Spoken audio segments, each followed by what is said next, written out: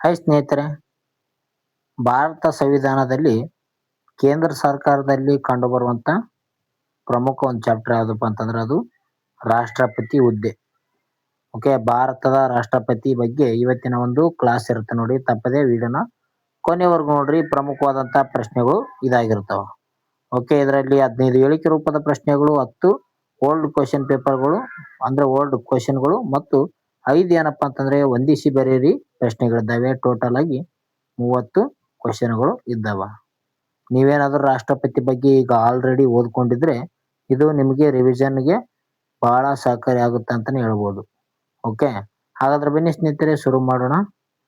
ಮೊದಲನೇ ಒಂದು ಪ್ರಶ್ನೆ ಬಂದಿದೆ ನೋಡಿ.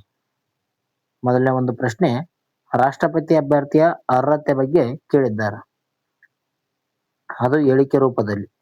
ಮೊದಲನೇ ಒಂದು ಹೇಳಿಕೆ ಕೊಟ್ಟಿದ್ದಾರೆ, ಅಭ್ಯರ್ಥಿಯು ಭಾರತದ ಪ್ರಜೆಯಾಗಿರಬೇಕು ಮತ್ತು ಕನಿಷ್ಠ 35 ವಯಸ್ಸಾಗಿರ್ಬೇಕು ಅಂತ ಕೊಟ್ಟಿದ್ದಾರೆ. ಅಂದ್ರೆ ಭಾರತ ಒಂದು ರಾಷ್ಟ್ರಪತಿ ಆಗಲು ಅಭ್ಯರ್ಥಿಗೆ ಭಾರತ ಪ್ರಜೆಯಾಗಿರ್ಬೇಕು, ಜೊತೆಗೆ 35 ವಯಸ್ಸಾಗಿರ್ಬೇಕು ಅಂತ ಕೊಟ್ಟಿದ್ದಾರೆ. ಇದೇನಪ್ಪಾ ಅಂತಂದ್ರೆ ಹೇಳಿಕೆ, ಮೊದಲನೇ ಹೇಳಿಕೆ ಸರಿಯಾಗಿದೆ ನೋಡಿ. ಎರಡನೇ ಹೇಳಿಕೆ ಕೊಟ್ಟಿದ್ದಾರೆ, ಅವರು ಲೋಕಸಭೆಯ ಸದಸ್ಯರಾಗಿ ಆಯ್ಕೆಯಾಗಲು ಬೇಕಾದಂತ ಅರ್ಹತೆಗಳನ್ನು ಕೂಡ ಹೊಂದಿರಬೇಕಂತ ಕೊಟ್ಟಿದ್ದಾರೆ. ಈ ಒಂದು ಹೇಳಿಕೆ ಕೂಡ ಸರಿಯಾಗಿದೆ ನೋಡಿ. ಕೇವಲ ಒಂದು ಸರಿ, ಕೇವಲ ಎರಡು ಸರಿ, ಎರಡು ಸರಿ, ಎರಡು ತಪ್ಪು ಅಂತ ಕೊಟ್ಟಿದ್ದಾರೆ. ಈ ಒಂದು ಪ್ರಶ್ನೆಗೆ ಉತ್ತರ ಏನಪ್ಪಾ ಅಂತಂದ್ರೆ 1 ಮತ್ತು 2 ಹೇಳಿಕೆಗಳು ಸರಿಯಾಗಿ ನೋಡಿ. ಭಾರತ ರಾಷ್ಟ್ರಪತಿ ಆಗ್ಬೇಕಪ್ಪ ಅಂತಂದ್ರೆ ಕನಿಷ್ಠ 35 ವಯಸ್ಸಾಗಿರ್ಬೇಕಾಗ್ತದ. ಜೊತೆಗೆ ಭಾರತ ಪ್ರಜೆ ಆಗಿರ್ಬೇಕಾಗ್ತದ.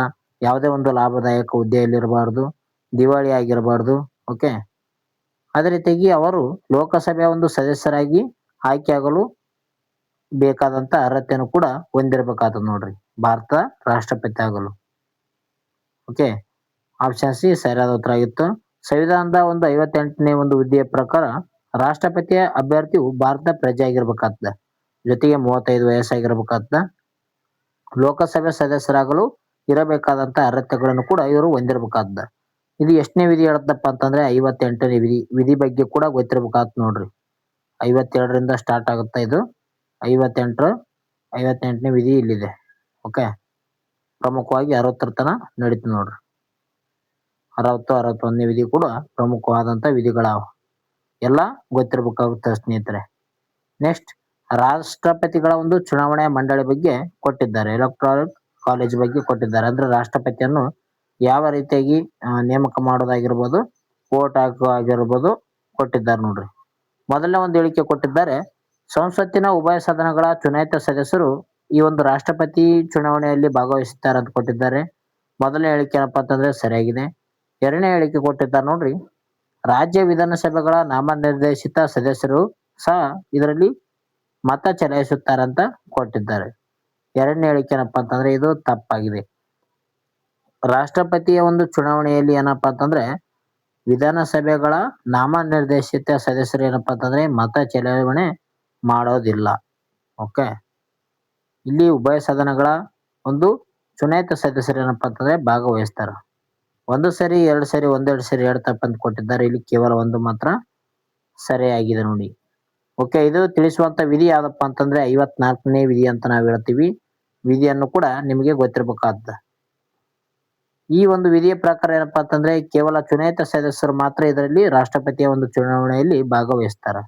ಇಲ್ಲಿ ನಾಮನಿರ್ದೇಶಿತ ಸದಸ್ಯರಿಗೆ ರಾಷ್ಟ್ರಪತಿ ಚುನಾವಣೆಯಲ್ಲಿ ಮತದಾನದ ಒಂದು ಹಕ್ಕನ್ನು ನೀಡಿಲ್ಲ ಅಂತಾನೆ ಹೇಳ್ತೀವಿ ನೋಡಿ. ಓಕೆ, ಅದಕ್ಕಾಗಿ ಎರಡನೇದು ತಪ್ಪಾಗಿತ್ತು. ನೆಕ್ಸ್ಟ್, ರಾಷ್ಟ್ರಪತಿಗಳ ಪದಚ್ಯುತಿ ಕುರಿತು ಹೇಳಿಕೆ ಪ್ರಶ್ನೆಗಳು ಬಂದಿದ್ದಾವೆ. ಮೊದಲನೇ ಒಂದು ಹೇಳಿಕೆ, ಸಂವಿಧಾನದ ಉಲ್ಲಂಘನೆ ಆಧಾರದ ಮೇಲೆ ರಾಷ್ಟ್ರಪತಿಗಳನ್ನು ಪದಚ್ಯುತಿಗೊಳಿಸಬಹುದು ಅಂತ ಕೊಟ್ಟಿದ್ದಾರೆ ನೋಡ್ರಿ. ರಾಷ್ಟ್ರಪತಿಗಳನ್ನು ತಮ್ಮ ಒಂದು ಸ್ಥಾನದಿಂದ ಕೆಳಗಿಳಿಸಲು ಅವ್ರು ಏನಪ್ಪಾ ಅಂತಂದ್ರೆ ಸಂವಿಧಾನದ ಉಲ್ಲಂಘನೆ ಮಾಡಿದಪ್ಪ ಅಂತಂದ್ರೆ ಅದರ ಒಂದು ಆಧಾರದ ಮೇಲೆ ಅವರಿಗೆ ನಾವು ಪದಚ್ಯುತಿಗೊಳಿಸಬಹುದು ನೋಡ್ರಿ. ಆ ಒಂದು ಹುದ್ದೆಯಿಂದ ತೆಗೆದು ಹಾಕಬಹುದು. ಓಕೆ, ಈ ಒಂದು ಹೇಳಿಕೆ ಏನಂದ್ರೆ ಸರಿಯಾಗಿದೆ. ಎರಡನೇ ಒಂದು ಹೇಳಿಕೆ ಕೊಟ್ಟಿದ್ದಾರೆ ನೋಡ್ರಿ, ಪದಚ್ಯುತಿ ಪ್ರಕ್ರಿಯೆಯನ್ನು ಸಂಸತ್ತಿನ ಯಾವುದೇ ಒಂದು ಸದನದಲ್ಲಿ ಕೂಡ ಪ್ರಾರಂಭಿಸಬಹುದು ಅಂತ ಕೊಟ್ಟಿದ್ದಾರೆ. ಈ ಒಂದು ಹೇಳಿಕೆ ಕೂಡ ಸರಿಯಾಗಿದೆ ನೋಡಿ. ರಾಜ್ಯಸಭೆ ಆಗಿರ್ಬೋದು ಅಥವಾ ಲೋಕಸಭೆ ಆಗಿರ್ಬೋದು, ಯಾವುದೇ ಒಂದು ಸದನದಲ್ಲಿ ಏನಪ್ಪಾ ಅಂತಂದ್ರೆ ರಾಷ್ಟ್ರಪತಿಗಳ ಒಂದು ಪದಚ್ಯುತಿಗೊಳಿಸಲು ಈ ಒಂದು ಕ್ರಮವನ್ನು ಕೈಗೊಳ್ಳಬಹುದಾಗಿದೆ. 1 ಸರಿ, 2 ಸರಿ, 2 ಸರಿ, 2 ತಪ್ಪಂತ ಕೊಟ್ಟಿದ್ದಾರೆ. ಈ ಒಂದು ಪ್ರಶ್ನೆಗೆ ಸರಿಯಾದ ಉತ್ತರ 1 ಮತ್ತು 2 ಹೇಳಿಕೆಗಳು ಸರಿಯಾಗಿವೆ. ಇದಕ್ಕೆ ಸಂಬಂಧಿಸಿದಂತ ವಿಧಿ ನೋಡೋದಾದ್ರೆ 61ನೇ ವಿಧಿ ನೋಡಿ. 61ನೇ ವಿಧಿ ಏನ್ ಹೇಳುತ್ತೆ, ರಾಷ್ಟ್ರಪತಿಗಳ ಒಂದು ಪದಚ್ಯುತಿಯ ಕುರಿತು ಮಾಹಿತಿಯನ್ನು ನೀಡುತ್ತದೆ. ರಾಷ್ಟ್ರಪತಿಗಳ ಪದಚ್ಯುತಿಯ ಪ್ರಕ್ರಿಯೆಯನ್ನು ವಿವರಣೆಯನ್ನು ನೀಡುವುದು ಯಾವ್ದಪ್ಪ ಅಂತಂದ್ರೆ 61ನೇ ವಿಧಿ ಆಗಿದೆ ನೋಡ್ರಿ. ಇದನ್ನು ಲೋಕಸಭೆ ಆಗಿರ್ಬೋದು ಅಥವಾ ರಾಜ್ಯಸಭೆ ಆಗಿರ್ಬೋದು ಯಾವುದೇ ಒಂದು ಸದನದಲ್ಲಿ ಕೂಡ ಮಂಡಿಸಬಹುದಾಗಿದೆ. ಎರಡು ಸದನದಲ್ಲಿ ಕೂಡ ಇದನ್ನು ಆರಂಭಿಸಬಹುದಾಗಿದೆ ನೋಡಿ. ರಾಷ್ಟ್ರಪತಿಗಳ ಒಂದು ಪದಚ್ಯುತಿಗೊಳಿಸುವಂತ ಒಂದು 14 ದಿನ ಮುಂಚಿತವಾಗಿ ಏನಪ್ಪಾ ಅಂತಂದ್ರೆ ಅವರಿಗೆ ನೋಟಿಸ್ ಅನ್ನು ನೀಡಬೇಕಾಗ್ತದ. ಇದು ಕೂಡ ಗೊತ್ತಿರ್ಬೇಕು ನೋಡ್ರಿ. ನೆಕ್ಸ್ಟ್, ರಾಷ್ಟ್ರಪತಿಗಳ ಸುಗ್ರೀವಾಜ್ಞೆಯ ಅಧಿಕಾರದ ಬಗ್ಗೆ ಮಾಹಿತಿಯನ್ನು ಕೊಟ್ಟಿದ್ದಾರೆ. ಸುಗ್ರೀವಾಜ್ಞೆಯನ್ನು ಕೂಡ ಹೊರಡಿಸ್ತಾರೆ ರಾಷ್ಟ್ರಪತಿಗಳು. ಮೊದಲನೇ ಒಂದು ಹೇಳಿಕೆ, ಸಂಸತ್ತಿನ ಅಧಿವೇಶನ ನಡೆಯದಿದ್ದಾಗ ಮಾತ್ರ ಸುಗ್ರೀವಾಜ್ಞೆಯನ್ನು ಹೊರಡಿಸಬಹುದಂತ ಕೊಟ್ಟಿದ್ದಾರೆ ನೋಡ್ರಿ. ಇದು ಸರಿಯಾಗಿದೆ. ಎರಡನೇ ಒಂದು ಹೇಳಿಕೆ ಕೊಟ್ಟಿದ್ದಾರೆ, ಸುಗ್ರೀವಾಜ್ಞೆಯು ಸಂಸತ್ತು ಮತ್ತೆ ಸೇರಿದಂತ 6 ವಾರಗಳ ನಂತರ ರದ್ದಾಗುತ್ತೆ ಅಂತ ಕೊಟ್ಟಿದ್ದಾರೆ. ಇದು ಕೂಡ ಸರಿಯಾಗಿದೆ ನೋಡಿ. ಸುಗ್ರೀವಾಜ್ಞೆ ಏನಪ್ಪಾ ಅಂತಂದ್ರೆ ಸಂಸತ್ತಿನ ಯಾವುದೇ ಒಂದು ಅಧಿವೇಶನ ನಡೆದಿದ್ದಂತ ಸಂದರ್ಭದಲ್ಲಿ ಸುಗ್ರೀವಾಜ್ಞೆಯನ್ನು ಹೊರಡಿಸ್ತಾರೆ. ಅದು 123ನೇ ಒಂದು ವಿಧಿಯ ಪ್ರಕಾರ. ಇದೇನಾಗುತ್ತಪ್ಪ ಅಂತಂದ್ರೆ ಸುಗ್ರೀವಾಜ್ಞೆ ಸಂಸತ್ತು ಮತ್ತೆ ಸೇರಿದಂತ 6 ವಾರಗಳ ನಂತರ ಆ ಒಂದು ಸುಗ್ರೀವಾಜ್ಞೆ ರದ್ದಾಗುತ್ತದ. ಓಕೆ, ಈ ಒಂದು ಪ್ರಶ್ನೆಗೆ ಏನಪ್ಪಾ ಅಂತಂದ್ರೆ 1 ಮತ್ತು 2 ಹೇಳಿಕೆಗಳು ಸರಿಯಾಗಿ ನೋಡಿ. ಆಪ್ಷನ್ ಸಿ 2 ಹೇಳಿಕೆಗಳು ಸರಿ. ಇದಕ್ಕೆ ತಿಳಿಸುವಂತ ವಿಧಿ ಯಾವ್ದಂದ್ರೆ 123ನೇ ವಿಧಿ ಅಂತ ನಾವು ಹೇಳ್ತೀವಿ. ಇದರೊಂದು ಅಡಿಯಲ್ಲಿ ರಾಷ್ಟ್ರಪತಿಗಳು ಏನ್ ಮಾಡ್ತಾರೆ ಅಂದ್ರೆ ಸುಗ್ರೀವಾಜ್ಞೆಯನ್ನು ಹೊರಡಿಸ್ತಾರೆ. ಸಂಸತ್ತು ಅಧಿವೇಶನಕ್ಕೆ ಮರಳಿ 6 ವಾರಗಳ ನೊಂದಿಗೆ ಇದನ್ನು ಅನುಮೋದಿಸದಿದ್ದರೆ ಅದು ಅಮಾನ್ಯತೆಗೊಳ್ಳುತ್ತದೆ. ಓಕೆ, 6 ವಾರಗಳ ನಂತರ ಇದೇನಾಗುತ್ತದೆ ಅಂದ್ರೆ ಅಮಾನ್ಯತೆಗೊಳ್ಳುತ್ತದೆ. ನೆಕ್ಸ್ಟ್ ಪ್ರಶ್ನೆ ಬಂದು ನೋಡಿ, ರಾಷ್ಟ್ರಪತಿಗಳ ಕ್ಷಮಾದಾನ ಅಧಿಕಾರದ ಬಗ್ಗೆ ಮಾಹಿತಿಯನ್ನು ನೀಡುತ್ತದೆ. ರಾಷ್ಟ್ರಪತಿಗಳ ಒಂದು ಕ್ಷಮಾದಾನ. ಮೊದಲನೇ ಒಂದು ಹೇಳಿಕೆ ಕೊಟ್ಟಿದ್ದಾರೆ, ರಾಷ್ಟ್ರಪತಿಗಳು ಮರಣ ದಂಡನೆಯನ್ನು ಕ್ಷಮಿಸುವಂತ ಅಧಿಕಾರವನ್ನು ಹೊಂದಿದ್ದಾರೆ ಅಂತ ಕೊಟ್ಟಿದ್ದಾರೆ. ಯಾವುದೇ ಒಂದು ವ್ಯಕ್ತಿಗೆ ಮರಣ ದಂಡನೆ ಒಂದು ಶಿಕ್ಷೆಯನ್ನು ಒದಗಿಸದಂತ ಸಂದರ್ಭದಲ್ಲಿ ಆತನಿಗೆ ಕ್ಷಮಿಸುವಂತ ಅಧಿಕಾರ ಯಾರು ಹೊಂದಿರ್ತಾರಪ್ಪ ಅಂತಂದ್ರೆ ರಾಷ್ಟ್ರಪತಿ ಅಂತ ಕೊಟ್ಟಿದ್ದಾರೆ ನೋಡ್ರಿ. ಈ ಒಂದು ಹೇಳಿಕೆ ಏನಂದ್ರೆ ಸರಿಯಾಗಿದೆ. ಅದೇ ರೀತಿಗೆ ಎರಡನೇ ಹೇಳಿಕೆ ಕೊಟ್ಟಿದ್ದಾರೆ ನೋಡ್ರಿ, ರಾಜ್ಯಪಾಲರು ಸಹ ಮರಣ ದಂಡನೆಯನ್ನು ಸಂಪೂರ್ಣವಾಗಿ ಕ್ಷಮಿಸುವಂತ ಅಧಿಕಾರವನ್ನು ಹೊಂದಿದ್ದಾರೆ ಅಂತ ಕೊಟ್ಟಿದ್ದಾರೆ. ಇದು ತಪ್ಪಾಗಿದೆ ನೋಡಿ. ರಾಷ್ಟ್ರಪತಿ ಮಾತ್ರ ಮರಣ ದಂಡನೆಯ ಒಂದು ಶಿಕ್ಷೆಯನ್ನು ಕ್ಷಮಿಸುವಂತ ಅಧಿಕಾರವನ್ನು ಹೊಂದಿರ್ತಾರೆ. ರಾಜ್ಯಪಾಲರಿಗೆ ಯಾವುದೇ ರೀತಿಯಾದಂತ ಅಧಿಕಾರವನ್ನು ಕೊಟ್ಟಿಲ್ಲ. ಮರಣ ದಂಡನೆಯನ್ನು ಕ್ಷಮಿಸುವಂತ ಅಧಿಕಾರ ಕೊಟ್ಟಿಲ್ಲ ನೋಡ್ರಿ. 1 ಸರಿ 2 ಸರಿ 1-2 ಸರಿ 2 ತಪ್ಪತ್ತು ಕೊಟ್ಟಿದ್ದಾರೆ. ಈ ಒಂದು ಪ್ರಶ್ನೆಗೆ ಏನಪ್ಪಾ ಅಂತಂದ್ರೆ ಕೇವಲ 1 ಮಾತ್ರ ಹೇಳಿಕೆ ಸರಿಯಾಗಿದೆ. ಅದು ತಿಳಿಸುವಂತ ವಿಧಿ ಯಾವ್ದಪ್ಪ ಅಂತಂದ್ರೆ 72ನೇ ವಿಧಿ. 72ನೇ ವಿಧಿ ಏನ್ ಹೇಳುತ್ತಪ್ಪ ಅಂತಂದ್ರೆ ರಾಷ್ಟ್ರಪತಿಗಳಿಗೆ ಮರಣ ದಂಡನೆಯನ್ನು ಕ್ಷಮಿಸುವಂತ ಅಧಿಕಾರವಿದೆ ಅಂತ 72ನೇ ವಿಧಿ ಹೇಳುತ್ತದೆ. ಅದು ರಾಜ್ಯಪಾಲರಿಗೆ ಮರಣ ದಂಡನೆಯನ್ನು ಕ್ಷಮಿಸುವಂತ ಅಧಿಕಾರ ಯಾವುದೇ ರೀತಿಯಾಗಿರಲಿಲ್ಲ. ಅದಕ್ಕಾಗಿ 2ನೇ ಹೇಳಿಕೆ ತಪ್ಪಾಗಿತ್ತು. ನೆಕ್ಸ್ಟ್, ರಾಷ್ಟ್ರಪತಿಗಳ ವೀಟೋ ಅಧಿಕಾರದ ಬಗ್ಗೆ ಹೇಳಿಕೆ ರೂಪದ ಪ್ರಶ್ನೆ ನೋಡಿ. ಭಾರತ ರಾಷ್ಟ್ರಪತಿಗಳಿಗೆ ಕ್ವಾಲಿಫೈಡ್ ವೀಟೋ ಅಧಿಕಾರವಿಲ್ಲ ಅಂತ ಕೊಟ್ಟಿದ್ದಾರೆ. ಕ್ವಾಲಿಫೈಡ್ ವೀಟೋ ಅಧಿಕಾರ ಭಾರತದ ರಾಷ್ಟ್ರಪತಿಗಳಿಗೆ ಇಲ್ಲ ಅಂತ ಕೊಟ್ಟಿದ್ದಾರೆ. ಎರಡನೇ ಒಂದು ಹೇಳಿಕೆ ಕೊಟ್ಟಿದ್ದಾರೆ, ಪಾಕೆಟ್ ವೀಟೋ ಬಳಸಿ ರಾಷ್ಟ್ರಪತಿಗಳು ಮಸೂದೆಯನ್ನು ಅನಿರ್ದಿಷ್ಟ ಕಾಲವರೆಗೆ ಏನಪ್ಪಾ ಅಂತಂದ್ರೆ ಅವರು ಬಾಕಿ ಇರಿಸಬಹುದು ಅಂತ ಕೊಟ್ಟಿದ್ದಾರೆ. 1 ಸರಿ 2 ಸರಿ 1-2 ಸರಿ 2 ತಪ್ಪಂತ ಕೊಟ್ಟಿದ್ದಾರೆ. ಇಲ್ಲಿ ನೋಡೋದಾದ್ರೆ ಮೊದಲದ್ದು ಹೇಳಿಕೆ ನೋಡೋಣ, ಭಾರತದ ರಾಷ್ಟ್ರಪತಿಗಳಿಗೆ ಕ್ವಾಲಿಫೈಡ್ ವೀಟೋ ಅಧಿಕಾರವಿಲ್ಲ ಅಂತ ಕೊಟ್ಟಿದ್ದೇನಪ್ಪ ಅಂತಂದ್ರೆ ಇದು ಸರಿಯಾಗಿ ನೋಡಿ. ಭಾರತ ರಾಷ್ಟ್ರಪತಿಗಳಿಗೆ ಯಾವುದೇ ರೀತಿಯಾದಂತಹ ಕ್ವಾಲಿಫೈಡ್ ವೀಟೋ ಅಧಿಕಾರವಿರೋದಿಲ್ಲ. ಇದೇನಪ್ಪಾ ಅಂತಂದ್ರೆ ಅಮೆರಿಕ ದೇಶದ ರಾಷ್ಟ್ರಪತಿಗೆ ಇರ್ತದೆ ಅಲ್ಲಿ. ಅದೇ ರೀತಿಯಾಗಿ ಪ್ಯಾಕೆಟ್ ವೀಟೋ ಬಳಸಿ ಅವ್ರು ಏನಪ್ಪಾ ಅಂತಂದ್ರೆ ಅನಿರ್ದಿಷ್ಟ ಕಾಲದವರೆಗೆ ಅವ್ರ ಬಳಿ ಬಾಕಿ ಇರಿಸಬಹುದು ನೋಡ್ರಿ ಯಾವುದೇ ಒಂದು ಮಸೂದೆಯನ್ನು. ಇದು ಕೂಡ ಸರಿಯಾಗಿದೆ. 1 ಮತ್ತು 2 ಹೇಳಿಕೆಗಳು ಸರಿಯಾಗಿ ನೋಡಿ. ಆಪ್ಷನ್ ಸಿ ಆಗಿದೆ. 2 ಹೇಳಿಕೆಗಳು ಸರಿ.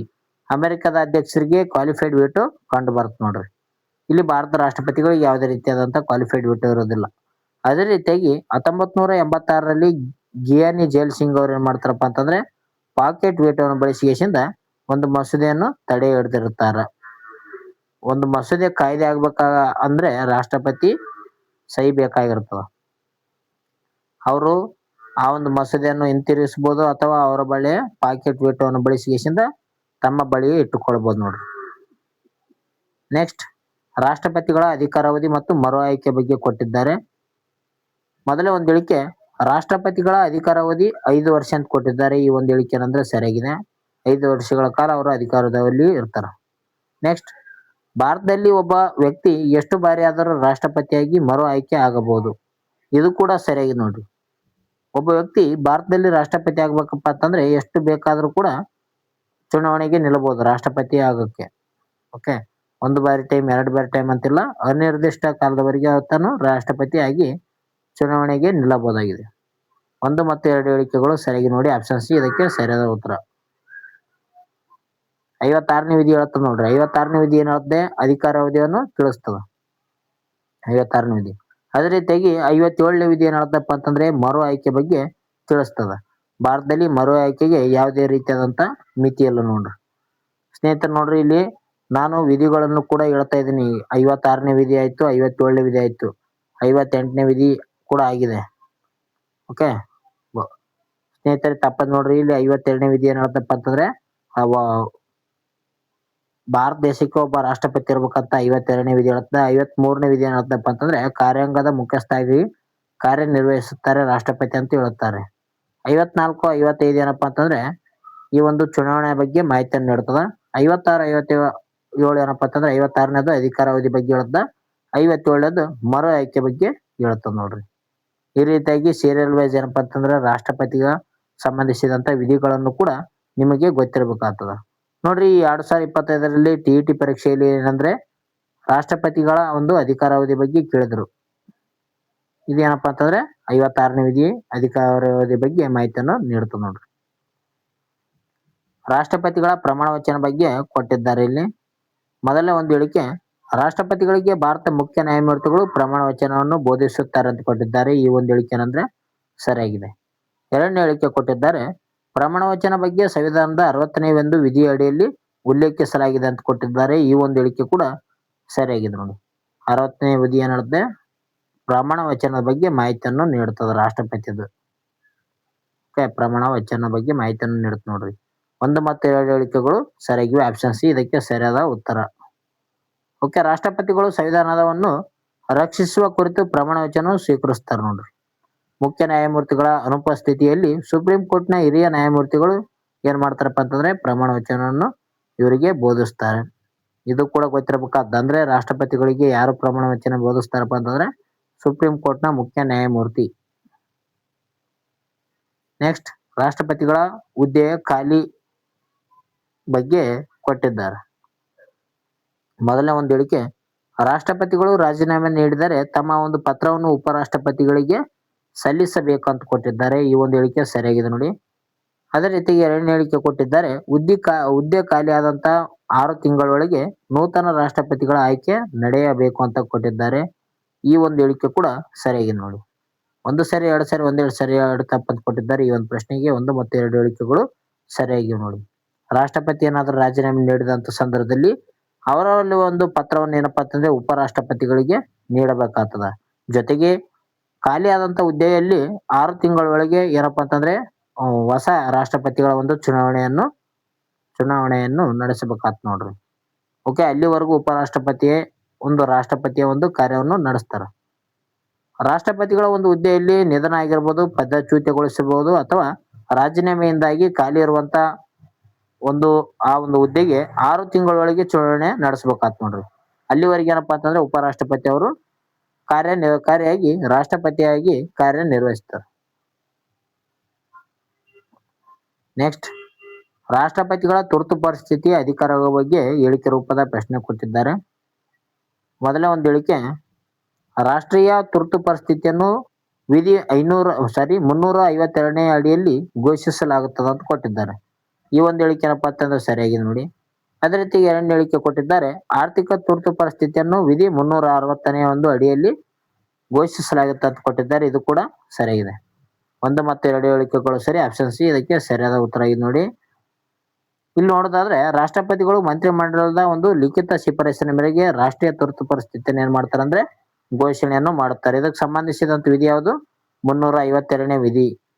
ಇಲ್ಲಿವರೆಗೆ ಭಾರತದಲ್ಲಿ ಆರ್ಥಿಕ ತುರ್ತು ಪರಿಸ್ಥಿತಿ ಕೂಡ ಒಮ್ಮೆ ಕೂಡ ಘೋಷಣೆ ಆಗಿಲ್ಲ ನೋಡ್ರಿ.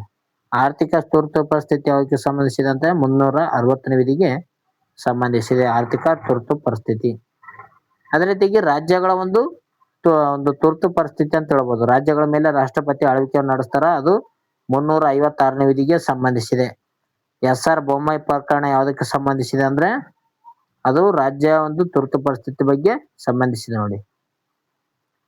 ಈ ಒಂದು ಪ್ರಶ್ನೆ ಕೇಳಿದ್ರೆ ಎಸ್.ಆರ್. ಬೊಮ್ಮಾಯಿ ಪ್ರಕರಣ ಯಾವ ಒಂದು ವಿಷಯಕ್ಕೆ ಸಂಬಂಧಿಸಿದಪ್ಪ ಅಂತಂದ್ರೆ ಅದು ರಾಷ್ಟ್ರೀಯಪತಿ ಆಳ್ವಿಕೆ ಬಗ್ಗೆ ಸಂಬಂಧಿಸಿದೆ. ಅದು 356ನೇ ವಿಧಿ ಬಗ್ಗೆ ಹೇಳುತ್ತೆ ನೋಡ್ರಿ. ನೆಕ್ಸ್ಟ್, ರಾಷ್ಟ್ರಪತಿಗಳ ಶಾಸನೀಯ ಅಧಿಕಾರಗಳ ಬಗ್ಗೆ ಮಾಹಿತಿ ಕೊಟ್ಟಿದ್ದಾರೆ. ಮೊದಲೇ ಒಂದು ಹೇಳಿಕೆ, ರಾಜ್ಯಸಭೆಗೆ 12 ಮಂದಿ ವಿಶಿಷ್ಟ ಸಾಧಕರನ್ನು ರಾಷ್ಟ್ರಪತಿಗಳು ನಾಮನಿರ್ದೇಶನ ಮಾಡುತ್ತಾರೆ ಅಂತ ಕೊಟ್ಟಿದ್ದಾರೆ. ಇದು ಸರಿಯಾಗಿದೆ ನೋಡ್ರಿ. ಎರಡನೇ ಒಂದು ಹೇಳಿಕೆ ಕೊಟ್ಟಿದ್ದಾರೆ, ಇತ್ತೀಚಿನ ತಿದ್ದುಪಡಿಯ ನಂತರವೂ ಕೂಡ ಆಂಗ್ಲೋ ಇಂಡಿಯನ್ ಸದಸ್ಯರನ್ನು ಲೋಕಸಭೆಗೆ ನಾಮನಿರ್ದೇಶನ ಮಾಡುತ್ತಿದ್ದಾರೆ ಅಂತ ಕೊಟ್ಟಿದ್ದಾರೆ. ಇಲ್ಲಿ ನೋಡ್ಬೋದು ನೀವು, ಲೋಕಸಭೆಯ ಒಂದು ಆಂಗ್ಲೋ ಇಂಡಿಯನ್ ಏನಿದ್ದಾರೆ ಅವರ ಒಂದು ಸದಸ್ಯರನ್ನು ಲೋಕಸಭೆಗೆ ನಾಮನಿರ್ದೇಶನ ಮಾಡುತ್ತಿದ್ದಾರೆ ಅಂತ ಇಲ್ಲಿ ಕೊಟ್ಟಿದ್ದಾರೆ. ಓಕೆ, ಎರಡನೇ ಹೇಳಿಕೆ ಏನಪ್ಪ ಅಂತಂದ್ರೆ ಇದು ತಪ್ಪಾಗಿದೆ ನೋಡಿ. ಒಂದು ಸರಿ, ಎರಡು ಸರಿ, ಒಂದೆರಡು ಸರಿ ಎರಡು ತಪ್ಪಂತ ಕೊಟ್ಟಿದ್ದಾರೆ. ಕೇವಲ ಒಂದು ಮಾತ್ರ ಈ ಒಂದು ಪ್ರಶ್ನೆಗೆ ಸರಿಯಾದ ಉತ್ತರ ಆಗಿದೆ. ಯಾಕಪ್ಪ ಅಂತಂದ್ರೆ 104ನೇ ತಿದ್ದುಪಡಿ ಮಾಡಿಗೆಸಿಂದ ಆಂಗ್ಲೋ ಇಂಡಿಯನ್ನರನ್ನು ರದ್ದುಗೊಳಿಸಲಾಗಿದೆ. ಈ ಒಂದು ಕಾಯ್ದೆ ಏನಪ್ಪಾ ಅಂತಂದ್ರೆ 2019ರ ಒಂದು ಕಾಯ್ದೆ ಪ್ರಕಾರ ಲೋಕಸಭೆಯಲ್ಲಿ ಆಂಗ್ಲೋ ಇಂಡಿಯನ್ ಸದಸ್ಯರ ನಾಮನಿರ್ದೇಶನವನ್ನು ರದ್ದು ಮಾಡಿದ್ದಾರೆ ನೋಡ್ರಿ. ಅದೇ ರೀತಿಯಾಗಿ ರಾಜ್ಯಸಭೆಗೆ 12 ಸದಸ್ಯರನ್ನು ನಾಮನಿರ್ದೇಶನ ಏನಪ್ಪಾ ಅಂತಂದ್ರೆ ಮುಂದುವರಿಸಲಾಗಿದೆ. ನೆಕ್ಸ್ಟ್, ರಾಷ್ಟ್ರಪತಿಗಳ ಮಿಲಿಟರಿ ಅಧಿಕಾರಾವಧಿ ಬಗ್ಗೆ ಕೊಟ್ಟಿದ್ದಾರೆ. ಮೊದಲನೇ ಒಂದು ಹೇಳಿಕೆ, ರಾಷ್ಟ್ರಪತಿಗಳು ಭಾರತೀಯ ಸಶಸ್ತ್ರ ಪಡೆಗಳ ಸುಪ್ರೀಂ ಕಮಾಂಡ್ ಆಗಿರ್ತಾರೆ ಅಂತ ಕೊಟ್ಟಿದ್ದಾರೆ. ಎರಡನೇದ್ದು ಕೊಟ್ಟಿದ್ದಾರೆ, ಅವರು ಯುದ್ಧವನ್ನು ಘೋಷಿಸುವಂತ ಅಥವಾ ಶಾಂತಿಯನ್ನು ಸ್ಥಾಪಿಸುವಂತ ಅಧಿಕಾರವನ್ನು ಕೂಡ ಹೊಂದಿದ್ದಾರೆ ಅಂತ ಕೊಟ್ಟಿದ್ದಾರೆ. ಓಕೆ, ಒಂದು ಸರಿ, ಎರಡು ಸರಿ, ಒಂದೆರಡು ಸರಿ, ಎರಡು ತಪ್ಪು ಕೊಟ್ಟಿದ್ದಾರೆ. ಈ ಒಂದು ಪ್ರಶ್ನೆ ನೋಡೋದಾದ್ರೆ ಎರಡು ಹೇಳಿಕೆಗಳು ಸರಿಯಾಗಿ ನೋಡಿ. ಸಂವಿಧಾನದ ಅಡಿಯಲ್ಲಿ ರಾಷ್ಟ್ರಪತಿಗಳು ಏನಪ್ಪಾ ಅಂತಂದ್ರೆ 3 ಸೇನಾಪಡೆಗಳ ಮುಖ್ಯಸ್ಥರಾಗಿರ್ತಾರೆ. ನೌಕಾಪಡೆ, ವಾಯುಪಡೆ, ಭೂಪಡೆ. ಈ 3 ಸೇನೆಗಳ ಒಂದು ಮುಖ್ಯಸ್ಥ ಯಾರಂದ್ರೆ ರಾಷ್ಟ್ರಪತಿ ಆಗಿರ್ತಾರೆ ನೋಡ್ರಿ. ಈ ಒಂದು ಅಧಿಕಾರಗಳನ್ನು ಸಂಸತ್ತು ರೂಪಿಸಿದ ಕಾನೂನುಗಳ ಮಿತಿಯಲ್ಲಿ ಚಲಾವಣೆ ಮಾಡ್ತಾರೆ ಇವರು. ನೆಕ್ಸ್ಟ್, ರಾಷ್ಟ್ರಪತಿ ಮತ್ತು ರಾಜ್ಯಪಾಲರ ವೀಟೋ ಅಧಿಕಾರದ ಬಗ್ಗೆ ಕೊಟ್ಟಿದ್ದಾರೆ. ಈ ಒಂದು ಪ್ರಶ್ನೆ ಏನಪ್ಪಾ ಅಂತಂದ್ರೆ ನಿಮಗಾಗಿ ಕ್ವಶನ್ ನಂಬರ್ 1 ಅಂತ ಹಾಕಿ ಈ ಒಂದು ಪ್ರಶ್ನೆಗೆ ಉತ್ತರ ಹೇಳ್ಬೇಕು ನೋಡ್ರಿ. ರಾಜ್ಯಪಾಲರು ರಾಜ್ಯ ಒಂದು ವಿಧಾನಸಭೆ ಮಸೂದೆಯನ್ನು ರಾಷ್ಟ್ರಪತಿಗಳ ಪರಿಶೀಲನೆಗೆ ಕಾಯ್ದಿರಿಸಬಹುದು ಅಂತ ಕೊಟ್ಟಿದ್ದಾರೆ. ಎರಡನೇ ಹೇಳಿಕೆ, ರಾಷ್ಟ್ರಪತಿಗಳು ಅಂತ ಮಸೂದೆಯನ್ನು ಅನಿರ್ದಿಷ್ಟ ಕಾಲ ತಮ್ಮ ಬಳಿ ಇಟ್ಟುಕೊಳ್ಳುವಂತ ಹಕ್ಕಿಲ್ಲ ಅಂತ ಕೊಟ್ಟಿದ್ದಾರೆ. ಓಕೆ, ಈ ರೀತಿಯಾದಂತ ಪ್ರಶ್ನೆಯನ್ನು ನೀವೇನ್ ಮಾಡ್ಬೇಕಂದ್ರೆ ಕಮೆಂಟ್ ಮೂಲಕ ಉತ್ತರ ಅಂತ ತಿಳಿಸಿ. ನೆಕ್ಸ್ಟ್ ಪ್ರಶ್ನೆ ಹೋಗ್ತೀನಿ. ನೆಕ್ಸ್ಟ್ ಪ್ರಶ್ನೆ ಬಂದು ನೋಡಿ, ರಾಷ್ಟ್ರಪತಿಗಳ ವಿವೇಚನಾಧಿಕಾರ ಬಗ್ಗೆ ಕೊಟ್ಟಿದ್ದಾರೆ. ಮೊದಲೇ ಒಂದು ಪ್ರಶ್ನೆ ಹೇಳಿಕೆ, ಯಾವುದೇ ಪಕ್ಷಕ್ಕೆ ಬಹುಮತವಿಲ್ಲದಿದ್ದಾಗ ಪ್ರಧಾನಮಂತ್ರಿಯನ್ನು ನೇಮಿಸುವಂತ ಅಲ್ಲಿ ಅವರ ಒಂದು ರಾಷ್ಟ್ರಪತಿ ವಿವೇಚನಾಧಿಕಾರವನ್ನು ಬಳಕೆ ಮಾಡ್ತಾರೆ ಅಂತ ಕೊಟ್ಟಿದ್ದಾರೆ. ಈ ಒಂದು ಹೇಳಿಕೆ ಏನಂದ್ರೆ ಸರಿಯಾಗಿದೆ. ಎರಡನೇ ಒಂದು ಹೇಳಿಕೆ ಕೊಟ್ಟಿದ್ದಾರೆ, ಮಂತ್ರಿಮಂಡಲ ಲೋಕಸಭೆಯಲ್ಲಿ ಬಹುಮತ ಕಳೆದುಕೊಂಡಂತ ಸಂದರ್ಭದಲ್ಲಿ ಸದನವನ್ನು ವಿಸರ್ಜಿಸುವಲ್ಲಿ ವಿವೇಚನಾಧಿಕಾರವಿದೆ ಅಂತ ಕೊಟ್ಟಿದ್ದಾರೆ. ಓಕೆ, ಇದು ಕೂಡ ಸರಿಯಾಗಿದೆ ನೋಡಿ. 1 ಮತ್ತು 2 ಹೇಳಿಕೆಗಳು ಇದಕ್ಕೆ ಸರಿಯಾಗಿದೆ ಅಂತಾನೆ ಹೇಳ್ತೀನಿ ನೋಡಿ. ಸಾಮಾನ್ಯವಾಗಿ ರಾಷ್ಟ್ರಪತಿಗಳು ಮಂತ್ರಿಮಂಡಲದ ಸಲಹೆಯಂತೆ ನಡೆಯಬೇಕಾಗಿರ್ತದ. ಅಂದ್ರೆ ಮಂತ್ರಿಮಂಡಲದ ಒಂದು ಸಲಹೆ ಮೇರೆಗೆ ಏನಂದ್ರೆ ರಾಷ್ಟ್ರಪತಿ ನಡೀತಿರ್ತಾರ. ಆದ್ರೆ ಕೆಲವು ಒಂದು ವಿಶೇಷ ಸನ್ನಿವೇಶಗಳಲ್ಲಿ ಅವರು ಸ್ವತಂತ್ರ ತೀರ್ಮಾನಗಳನ್ನು ಕೂಡ ತೆಗೆದುಕೊಳ್ಳಬಹುದು. ನೆಕ್ಸ್ಟ್, ರಾಷ್ಟ್ರಪತಿಗಳ ಹುದ್ದೆ ಸೌಲಭ್ಯ ಬಗ್ಗೆ ಕೊಟ್ಟಿದ್ದಾರೆ. ಮೊದಲ ಒಂದು ಹೇಳಿಕೆ, ರಾಷ್ಟ್ರಪತಿಗಳ ವೇತನ ಮತ್ತು ಭತ್ಯೆಗಳನ್ನು ಸಂಸತ್ತು ನಿರ್ಧರಿಸುತ್ತೆ ಅಂತ ಕೊಟ್ಟಿದ್ದಾರೆ. ಈ ಒಂದು ಹೇಳಿಕೆ ಸರಿಯಾಗಿ ನೋಡಿ. ಎರಡನೇ ಒಂದು ಹೇಳಿಕೆ ಕೊಟ್ಟಿದ್ದಾರೆ, ಅಧಿಕಾರಾವಧಿಯಲ್ಲಿ ಅವರ ಒಂದು ವಿರುದ್ಧ ಯಾವುದೇ ಕ್ರಿಮಿನಲ್ ಮೊಕದ್ದಮೆ ಹೂಡುವಂತಿಲ್ಲ ಅಂತ ಕೊಟ್ಟಿದ್ದಾರೆ. ಈ ಒಂದು ಹೇಳಿಕೆ ಕೂಡ ಸರಿಯಾಗಿ ನೋಡಿ. 1 ಮತ್ತು 2 ಹೇಳಿಕೆಗಳು ಸರಿಯಾಗಿವೆ. ರಾಷ್ಟ್ರಪತಿಗಳ ಹಲವು ವಿನಾಯಿತಿಗಳಿವೆ. ಅವರ ಒಂದು ಅಧಿಕೃತ ಕಾರ್ಯಗಳಿಗಾಗಿ ಅವರು ಯಾವುದೇ ನ್ಯಾಯಾಲಯದಲ್ಲಿ ಉದಾತ್ತರಾಗಿರೋದಿಲ್ಲ. ಓಕೆ, ರಾಷ್ಟ್ರಪತಿ ಅಥವಾ ರಾಜ್ಯಪಾಲರು ಯಾರೇ ಆಗಿರ್ಬೋದು, ಅವರೊಂದು ಅಧಿಕಾರಾವಧಿ ಸಮಯದಲ್ಲಿ ಯಾವುದೇ ರೀತಿಯಾದಂತ ಮೊಕದ್ದಮೆ ವಿರುದ್ಧ ಅವರ ಮೇಲೆ ಕೇಸ್ ಹಾಕುವಂತಿಲ್ಲ ನೋಡ್ರಿ. ನೆಕ್ಸ್ಟ್, ಹಳೆಯ ಪ್ರಶ್ನೆ ಬಂದು ನೋಡ್ರಿ, ಆನ್ಲೈನರ್ಸ್ ತರ ಇರ್ತಾವ ಇವು. ಮೊದಲೇ ಒಂದು ಪ್ರಶ್ನೆ ಬಂದಿದೆ ನೋಡ್ರಿ, ಓಲ್ಡ್ ಕ್ವಶನ್. ಭಾರತದ ಪ್ರಥಮ ರಾಷ್ಟ್ರಪತಿ ಯಾರಂತ ಕೊಟ್ಟಿದ್ದಾರೆ. ಎಲ್ರಿಗೂ ಗೊತ್ತಿರುವ ಹಾಗೆ ಡಾಕ್ಟರ್ ಬಾಬು ರಾಜೇಂದ್ರ ಪ್ರಸಾದ್ ಅಂತ ಹೇಳ್ತೀವಿ. ಆಪ್ಷನ್ಸ್ ಬಿ ಇದಕ್ಕೆ ಸರಿಯಾದ ಉತ್ತರ. ಓಕೆ, ಇವ್ರೇನಪ್ಪಾ ಅಂತಂದ್ರೆ 1950ರಿಂದ 1962ವರೆಗೂ 12 ವರ್ಷಗಳ ಕಾಲ ಏನಪ್ಪಾ ಅಂತಂದ್ರೆ ಸುದೀರ್ಘ ಕಾಲ ರಾಷ್ಟ್ರಪತಿಯಾಗಿ ಸೇವೆ ಸಲ್ಲಿಸ್ತಾರೆ. ನೆಕ್ಸ್ಟ್, ಅವಿರೋಧವಾಗಿ ಆಯ್ಕೆಯಾದಂತ ಏಕೈಕ ರಾಷ್ಟ್ರಪತಿ ಯಾರು ಅಂತ ಕೊಟ್ಟಿದ್ದಾರೆ. ಅವಿರೋಧವಾಗಿ ಆಯ್ಕೆಯಾದಂತ ರಾಷ್ಟ್ರಪತಿ ಯಾರು? ಈ ಪ್ರಶ್ನೆ ಆಗಿದೆ ನೋಡಿ, ಇದು ಕೂಡ ಇಂಪಾರ್ಟೆಂಟ್ ಆಗಿದೆ. ಇದಕ್ಕೆ ಸರಿಯಾದ ಉತ್ತರ ನೀಲಂ ಸಂಜೀವ್ ರೆಡ್ಡಿ ಅಂತ ನಾವು ಕರಿತೀವಿ. ಅವರು ಅವಿರೋಧವಾಗಿ ಆಯ್ಕೆ ಆಗ್ತಾರ.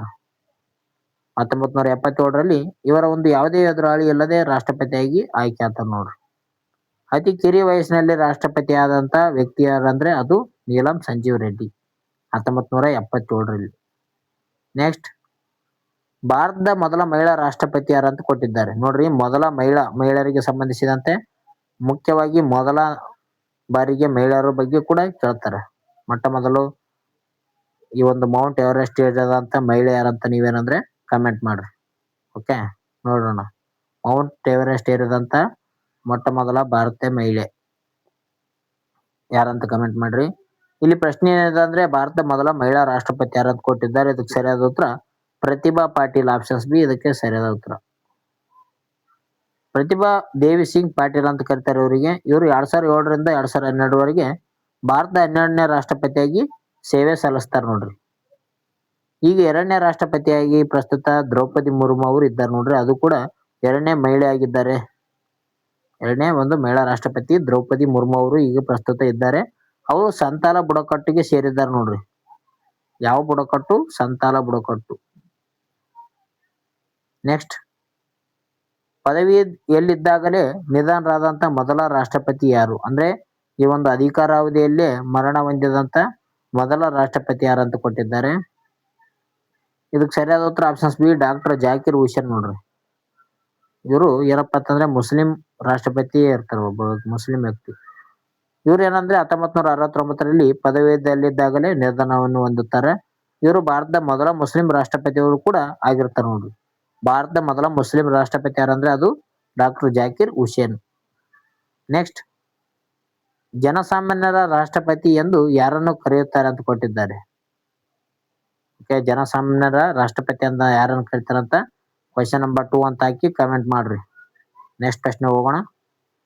ನೆಕ್ಸ್ಟ್ ಪ್ರಶ್ನೆ ಬಂದಿದೆ ನೋಡಿ. ಪದವಿಯಲ್ಲಿದ್ದಾಗಲೇ ಮರಣ ಹೊಂದಿದಂತ 2ನೇ ರಾಷ್ಟ್ರಪತಿ ಯಾರಂತ ಕೊಟ್ಟಿದ್ದಾರೆ. ಈಗ ತಾನೇ ನಾವು ನೋಡಿದೀವಿ ಜಾಕಿರ್ ಹುಸೇನ್ ಏನಪ್ಪಾ ಅಂತಂದ್ರೆ ಅಧಿಕಾರಾವಧಿಯಲ್ಲಿ ಮರಣ ಹೊಂದಿದಂತ ಮೊದಲ ರಾಷ್ಟ್ರಪತಿ. ಅಂದ್ರೆ 2ನೇ ರಾಷ್ಟ್ರಪತಿ ಯಾರಂತ ಕೊಟ್ಟಿದ್ದಾರೆ ಇಲ್ಲಿ. ಇದಕ್ಕೆ ಸರಿಯಾದ ಉತ್ತರ ಫಕ್ರುದ್ದೀನ್ ಅಲಿ ಅಹಮದ್ ಅಂತ ನಾವ್ ಹೇಳ್ತೀವಿ ನೋಡ್ರಿ. ಓಕೆ, ಇವ್ರು ಏನಪ್ಪಾ ಅಂತಂದ್ರೆ 1977ರಲ್ಲಿ ಅಧಿಕಾರಾವಧಿಯಲ್ಲಿ ನಿಧನ ಹೊಂದಿದಂತ ರಾಷ್ಟ್ರಪತಿ ಆಗಿದ್ದಾರೆ. ಇವರ ಒಂದು ಕಾಲದಲ್ಲಿ ಏನಪ್ಪಾ ಅಂತಂದ್ರೆ ಆಂತರಿಕ ತುರ್ತು ಪರಿಸ್ಥಿತಿ ಘೋಷಣೆ ಆಗಿರ್ತದೆ 1977ರಲ್ಲಿ. ನೆಕ್ಸ್ಟ್, ಕಾರ್ಯಕಾರಿ ರಾಷ್ಟ್ರಪತಿಯಾಗಿ ಕೆಲಸ ಮಾಡಿದಂತ ಸುಪ್ರೀಂ ಕೋರ್ಟ್ನ ಮುಖ್ಯ ನ್ಯಾಯಮೂರ್ತಿ ಯಾರು ಅಂತ ಕೊಟ್ಟಿದ್ದಾರೆ. ಇದಕ್ಕೆ ಸರಿಯಾದ ಉತ್ತರ ಏನಪ್ಪಾ ಅಂತಂದ್ರೆ ಜಸ್ಟಿಸ್ ಎಂ ಹಿದಾಯತುಲ್ಲಾ ಅಂತ ನಾವು ಕರಿತೇವೆ. ಇವ್ರು ಏನಪ್ಪಾ ಅಂತಂದ್ರೆ ರಾಷ್ಟ್ರಪತಿಯ ಒಂದು ಕೆಲಸವನ್ನು ಮಾಡಿದಂತ ಮುಖ್ಯ ನ್ಯಾಯಮೂರ್ತಿ ಆಗಿದ್ದಾರೆ ನೋಡ್ರಿ. ಇವರು 1969ರಲ್ಲಿ ರಾಷ್ಟ್ರಪತಿ ಆಗಿರುವಂತಹ ಜಾಕಿರ್ ಹುಸೇನ್ ನಿಧನ ಹೊಂದಿದಂತ ಸಂದರ್ಭದಲ್ಲಿ, ಅದೇ ರೀತಿಯಾಗಿ ಉಪರಾಷ್ಟ್ರಪತಿ ಆಗಿರುವಂತಹ ವಿ ಗಿರಿ ಅವರು ರಾಜೀನಾಮೆ ನೀಡಿದಂತ ಸಂದರ್ಭದಲ್ಲಿ ಮುಖ್ಯ ನ್ಯಾಯಮೂರ್ತಿ ಆಗಿರುವಂತಹ ಎಂ ಹಿದಾಯತುಲ್ಲಾ ಅಂತ ಹೇಳ್ತೀವಲ್ಲ, ಇವ್ರು ಏನಪ್ಪಾ ಅಂತಂದ್ರೆ ರಾಷ್ಟ್ರಪತಿಯಾಗಿ ಸೇವೆ ಸಲ್ಲಿಸ್ತಾರ. ಯಾವಾಗ? 1969ರಲ್ಲಿ. ಈ ಒಂದು ಸಂದರ್ಭದಲ್ಲಿ ವಿ ಗಿರಿ ಅವ್ರು ಏನಪ್ಪಾ ಅಂತಂದ್ರೆ ರಾಜೀನಾಮೆ ನೀಡ್ತಾರ ನೋಡ್ರಿ. ಅವರು ಕೂಡ ಉಪರಾಷ್ಟ್ರಪತಿ ಹುದ್ದೆಗೆ ರಾಜೀನಾಮೆ ನೀಡ್ತಾರ. ನೆಕ್ಸ್ಟ್, ಸ್ವತಂತ್ರ ಭಾರತದಲ್ಲಿ ಜನಿಸಿದಂತ ಮೊದಲ ರಾಷ್ಟ್ರಪತಿ ಯಾರು ಅಂತ ಕೊಟ್ಟಿದ್ದಾರೆ. ಇದಕ್ಕೆ ಸರಿಯಾದ ಉತ್ತರ ಆಪ್ಷನ್ಸ್ ಬಿ ದ್ರೌಪದಿ ಮುರ್ಮು. ರಾಷ್ಟ್ರಪತಿ ಆಗಿರುವಂತಹ ದ್ರೌಪದಿ ಮುರ್ಮು ಅವರು 1958ರಲ್ಲಿ ಜನಿಸ್ತಾರ ನೋಡ್ರಿ. ಓಕೆ, ಇವರು ಭಾರತದ ಮೊದಲ ಬುಡಕಟ್ಟು ಸಮುದಾಯದ ರಾಷ್ಟ್ರಪತಿ ಅವರು ಕೂಡ ಆಗಿರ್ತಾರ. ಯಾವ ಬುಡಕಟ್ಟಿನವರು ಅಂದ್ರೆ ಸಂತಾಲ ಬುಡಕಟ್ಟು. ನೆಕ್ಸ್ಟ್, 2ನೇ ಪ್ರಾಶಸ್ತ್ಯದ ಮತಗಳ ಎಣಿಕೆಯ ಮೂಲಕ ಒಂದು ಆಯ್ಕೆಯಾದಂತ ರಾಷ್ಟ್ರಪತಿ ಯಾರಂತ ಕೊಟ್ಟಿದ್ದಾರೆ. ಇದಕ್ಕೆ ಸರಿಯಾದ ಉತ್ತರ ಏನಪ್ಪಾ ಅಂತಂದ್ರೆ ವಿ ಗಿರಿ ಅಂತ ನಾವು ಹೇಳ್ತೀವಿ. ಓಕೆ, ವಿ ಗಿರಿ ಅವ್ರು ಏನಪ್ಪಾ ಅಂತಂದ್ರೆ 1969ರಲ್ಲಿ ಚುನಾವಣೆಯಲ್ಲಿ 2ನೇ ಹಂತದ ಮತಗಳ ಒಂದು ಎಣಿಕೆ ಆಧಾರದ ಮೇಲೆ ಗೆಲುವು ಸಾಧಿಸ್ತಾರೆ 1969ರಲ್ಲಿ. ನಂತರದಲ್ಲಿ ಅದೇ ಸಂದರ್ಭದಲ್ಲಿ ಏನ್ ಮಾಡ್ತಾರಂದ್ರೆ ಇವರು ರಾಜೀನಾಮೆಯನ್ನು ಕೂಡ ನೀಡ್ತಾರೆ ನೋಡ್ರಿ. ಓಕೆ, ರಾಷ್ಟ್ರಪತಿಯಾಗಿ ಆಯ್ಕೆ ಆಗ್ತಾರ. ಉಪರಾಷ್ಟ್ರಪತಿ ಹುದ್ದೆಗೆ ಒಂದು 1969ರಲ್ಲಿ ಏನಪ್ಪಾ ಅಂತಂದ್ರೆ ಇವರು ರಾಜೀನಾಮೆ ನೀಡಿರ್ತಾರೆ ನೋಡ್ರಿ. ನೆಕ್ಸ್ಟ್, ರಾಷ್ಟ್ರಪತಿಗಳ ಚುನಾವಣೆ ಬಗ್ಗೆ ವಿವಾದ ಉಂಟಾದರೆ ಯಾರು ತೀರ್ಮಾನಿಸುತ್ತಾರೆ ಅಂತ ಕೊಟ್ಟಿದ್ದಾರೆ. ಈ ಪ್ರಶ್ನೆ ಕೂಡ ಇಂಪಾರ್ಟೆಂಟ್ ನೋಡ್ರಿ.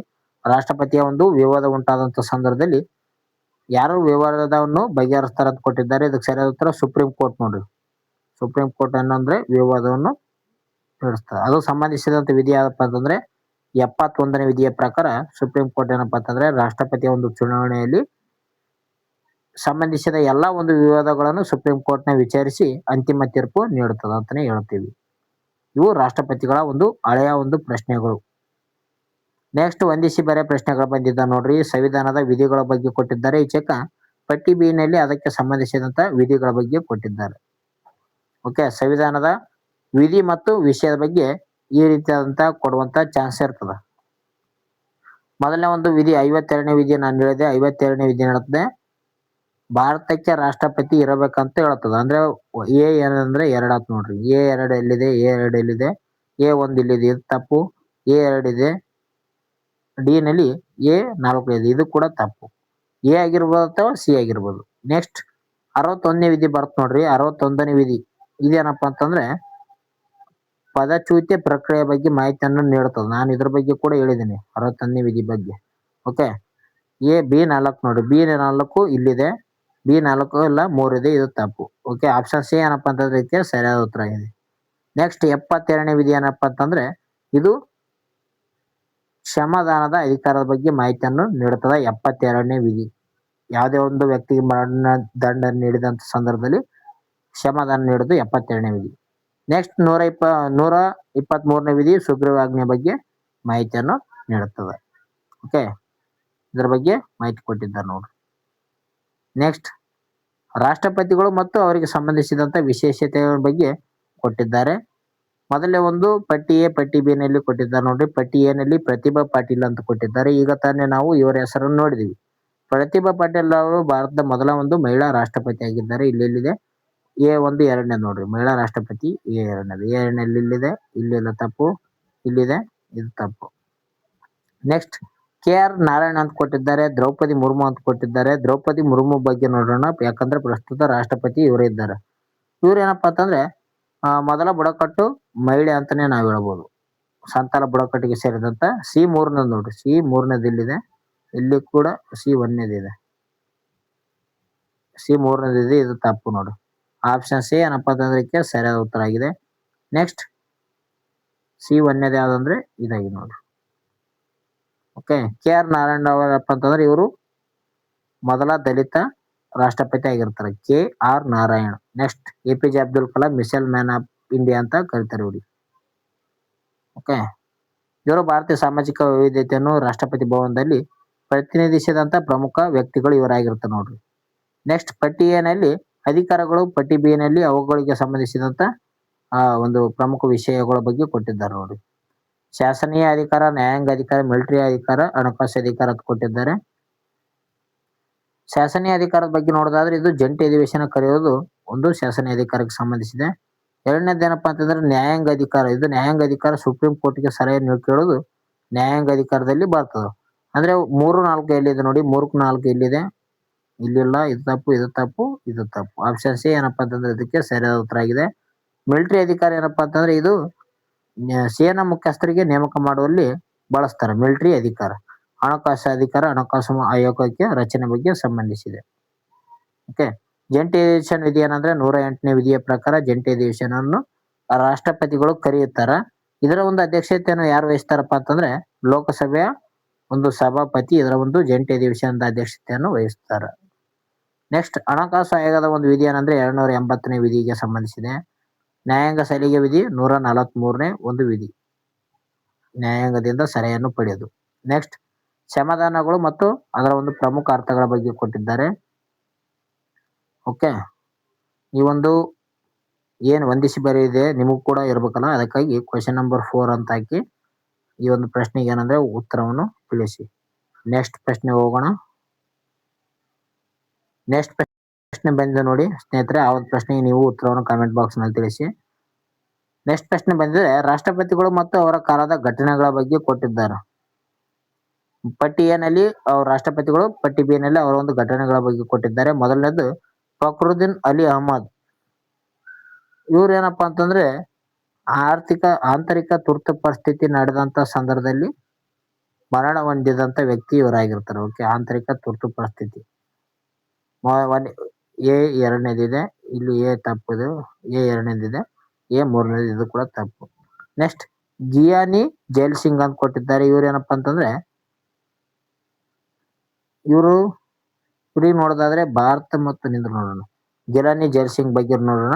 ಅದೇ ರೀತಿಯಾಗಿ ಡಾಕ್ಟರ್ ಎಸ್ ರಾಧಾಕೃಷ್ಣ ಅವ್ರ ಬಗ್ಗೆ ನೋಡೋಣ.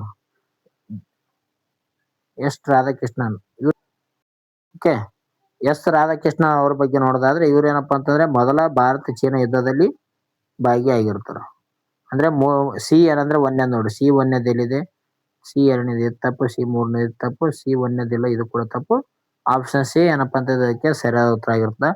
ಎಸ್ ಒಂದು ಜೈಲ್ ಸಿಂಗ್ ಏನಪ್ಪಾ ಅಂತಂದ್ರೆ ಇವರು ಪೋಸ್ಟಲ್ ಬಿಲ್ ವೀಟೋ ಅಧಿಕಾರವನ್ನು ಚಲಾವಣೆ ಮಾಡಿರ್ತಾರೆ. ನೆಕ್ಸ್ಟ್ ಡಾಕ್ಟರ್ ಬಾಬು ರಾಜೇಂದ್ರ ಪ್ರಸಾದ್ ಏನಪ್ಪಾ ಅಂತಂದ್ರೆ ಸಂವಿಧಾನದ ಒಂದು ಜಾರಿ ಇದ್ದಂತ ಸಂದರ್ಭದಲ್ಲಿ ಇರುವಂತಹ ರಾಷ್ಟ್ರಪತಿ, ಭಾರತ ಮೊದಲ ರಾಷ್ಟ್ರಪತಿ ಬಾಬು ರಾಜೇಂದ್ರ ಪ್ರಸಾದ್. ಓಕೆ, ಇವೇನಾಗಿದಪ್ಪ ಅಂತಂದ್ರೆ ಪ್ರಮುಖ ರಾಷ್ಟ್ರಪತಿಗೆ ಸಂಬಂಧಿಸಿದಂತ ಪ್ರಮುಖ ಮಾಹಿತಿ ಆಗಿತ್ತಂತ ಅನ್ಕೋತೀನಿ ಸ್ನೇಹಿತರೆ. ರಾಷ್ಟ್ರಪತಿಗಳ ಇತಿಹಾಸವು ಭಾರತ ಒಂದು ಪ್ರಜಾಪ್ರಭುತ್ವದ ಏಳಿಗೆಗಳಲ್ಲಿ ತೋರಿಸ್ತಾ ಅಂತ ಹೇಳ್ತೀವಿ. ಇಲ್ಲಿವರೆಗೆ ಏನಪ್ಪಾ ಅಂತಂದ್ರೆ ಪ್ರಮುಖವಾದಂತ ರಾಷ್ಟ್ರಪತಿಗೆ ಸಂಬಂಧಿಸಿದಂತ ಪ್ರಮುಖ ಪ್ರಶ್ನೆಗಳು ಇದ್ದವು. ಓಕೆ, ಈ ಒಂದು ವಿಡಿಯೋ ಇಷ್ಟ ಆಯ್ತು ಅಂದ್ರೆ ಲೈಕ್ ಮಾಡಿ, ಶೇರ್ ಮಾಡಿ, ಸಬ್ಸ್ಕ್ರೈಬ್ ಮಾಡಿ. ಅದೇ ರೀತಿಯಾಗಿ ಯಾರು ನಮ್ಮ ಒಂದು ಇನ್ಸ್ಟಾಗ್ರಾಮ್ ಅನ್ನು ಫಾಲೋ ಮಾಡಿಲ್ಲ ಅವರು ಕೂಡ ಡಿಸ್ಕ್ರಿಪ್ಷನ್ ನಲ್ಲಿ ಲಿಂಕ್ ಇದೆ.